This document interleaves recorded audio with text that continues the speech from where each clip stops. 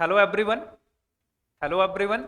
तो यार आज के इस सेशन में अपन क्या कर रहे हैं, अभी आप लोगों ने रिसेंटली सुना एसएससी सीपीओ 2025 का नोटिफिकेशन आउट हो गया है। तो इस वाले वीडियो में अपन डिस्कस करेंगे, अभी रिसेंटली इसमें कुछ चेंजेस भी हुए हैं, तो वो सारे चेंजेस को लेकर के एक छोटी सी वीडियो बना रहे। तो आगे बढ़ते हैं इसी सेशन में।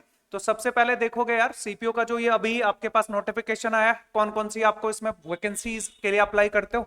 आप लोग को पता है जो भी हमारी पैरामिलिट्री फोर्सेस है इंक्लूडिंग दिल्ली एसआई भी इसमें आ जाता है, तो ये सारे के बारे में ये नोटिफिकेशन आपके पास इस बार का है।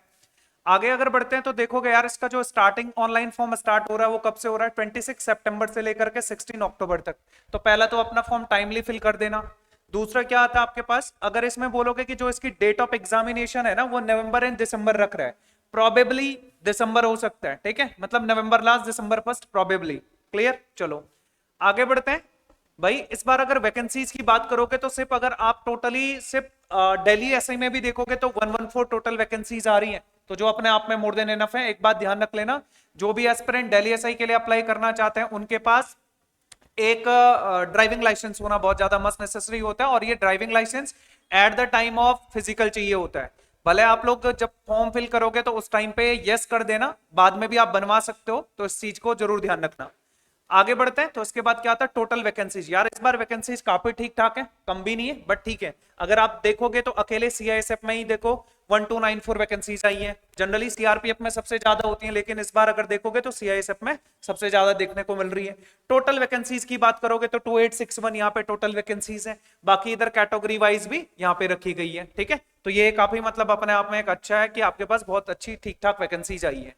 आगे अगर इसमें बढ़ते हैं तो देखो यार एज लिमिट मिनिमम कितनी है 20 ईयर्स, और मैक्सिमम कितनी रखी है 25 ईयर्स। ये तो सर हम सबको पता है, ठीक है।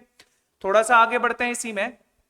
आप देखोगे कि देखो इसका जो सिलेक्शन प्रोसीजर है वो कैसा होता है। सबसे पहले आपके पास सीबीटी होगा जिसको हम प्री एग्जाम बोलते हैं।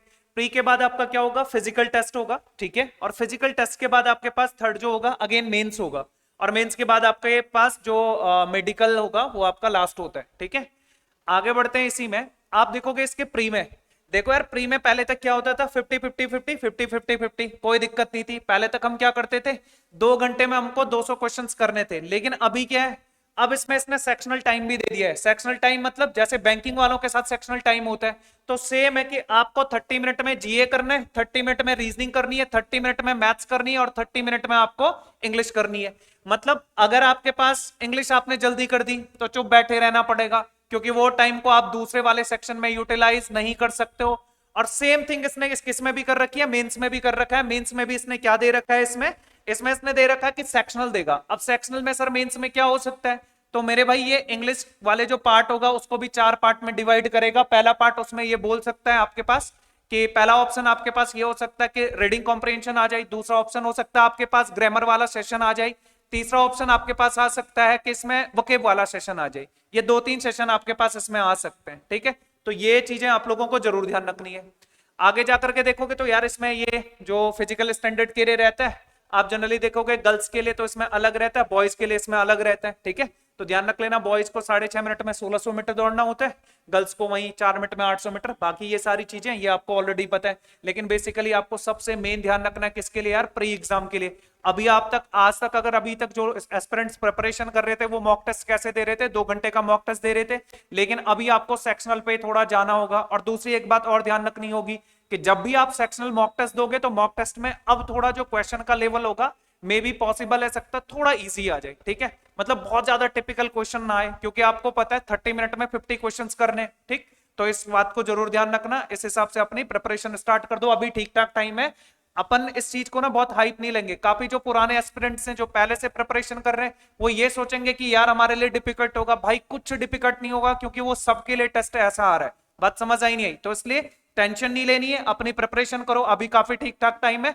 अगर अच्छे से मॉक टेस्ट दोगे तो आपको आगे जाकर के कोई दिक्कत नहीं आएगी।